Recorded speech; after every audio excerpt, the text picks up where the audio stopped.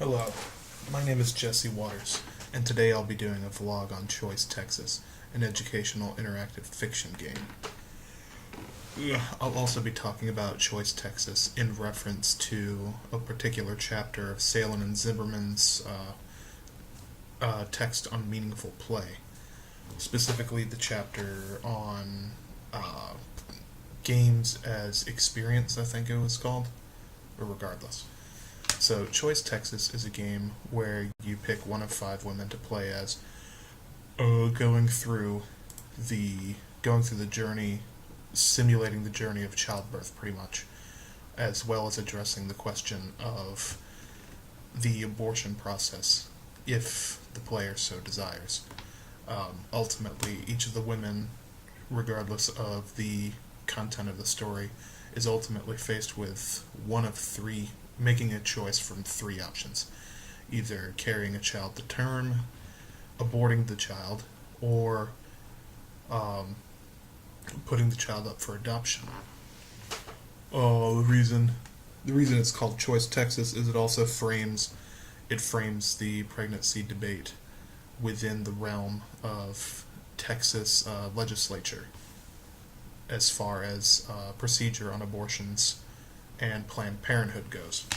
So the five women that you can play as, each of them represents sort of a different background, um, and I guess you could say are the five most common types of pregnancies, I guess, or maybe archetypes would be a better way of putting it. Latrice is an accomplished lawyer who is getting on in years and never gave never gave motherhood a thought, and then comes up pregnant. Leah was the victim of a sexual assault. Alex is a high school student uh, that becomes pregnant out of the blue. Uh, Jess is someone who is already pregnant, but her pregnancy reaches a crisis stage and the baby's life is in jeopardy. And Maria is a mother of three with a fourth that might be on the way. So each of the women has their own individual circumstances that they have to deal with, which is communicated directly through text, the text based game. So there's no sound, and there's not really any visual cues apart from knowing which woman you're currently playing as. Um, as you read through the game, sometimes you'll just have to press next so that you can progress the story until you reach one of these choice paragraphs where your decisions will end up impacting the rest of the story and how it goes. Though the general format um, of these stories goes to the tune of the woman realizes that they're pregnant, and then the decision on whether or not to pursue abortion or adoption or to keep the child, that sort of creates a ripple effect of stressors in the rest of the story. Uh, Now, another important thing to note is that Choice Texas pretty much feels like an exercise in empathy.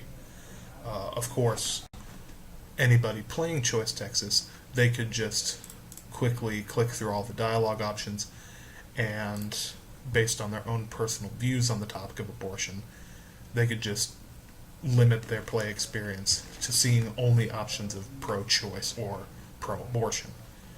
Um, However, in my experience, and I didn't read the Salen and Zimmerman text before I did this, um, but playing through Choice Texas, I pretty much went in on each of the women from I guess, an empirical standpoint, or rather a case by case basis, because everybody has their own circumstances revolving their pregnancy, and basically allowing my judgment to be clouded by my own personal views would pretty much limit what I would see out of this game.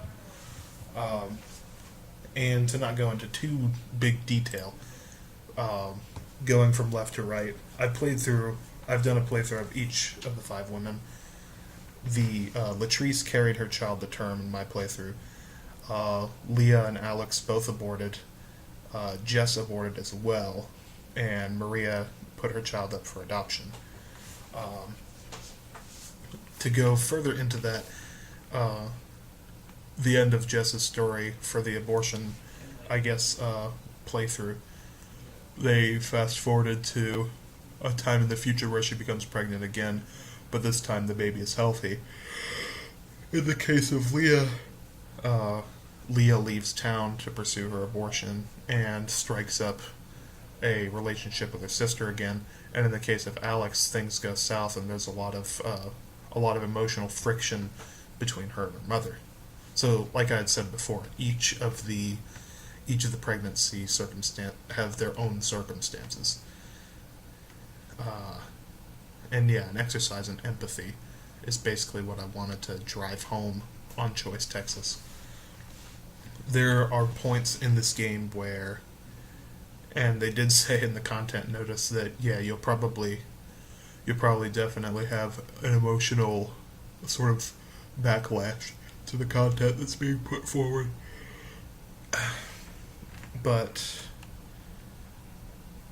to be honest, I felt the entire emotional range, I guess.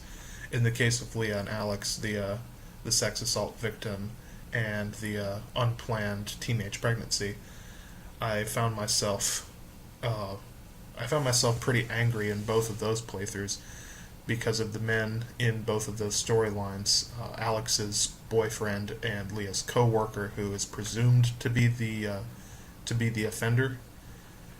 Both, I was angry during both of those playthroughs because of the, I guess, a sort of feeling of justice that I felt wasn't, uh, coming across.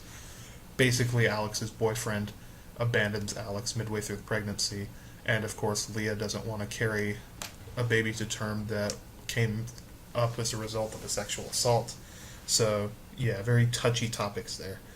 Um, I felt pretty sad when I was playing through Jess and Maria's playthroughs. In the case of Maria, her general weariness over carrying a fourth child, as well as the financial burden it would put on her. And in the case of Jess, it was the whole panic of, oh no, if we carry this baby to term, it may live, but there'll be so many medical complications that it won't get to live a wholesome childhood. And in the case of Latrice, I didn't feel emotions per se. The fact that she was a financially stable lawyer type sort of forced me to take a step back and take an empirical sort of risk assessment view of pregnancy. Like, it posed the question of, well, how will a child impact my own career choices? Which do I value my child over my job, or vice versa? And it posed some pretty interesting. It provoked some interesting thoughts, to say the least. So yeah, to wrap it all up in one neat package, I would have to say simply that Choice Texas is both an exercise in empathy as well as an emotional and empirical walkthrough of the state of human reproduction. I can't quite think of anything else to add, so I think that'll be the video. Thank you for your time, and have a good evening.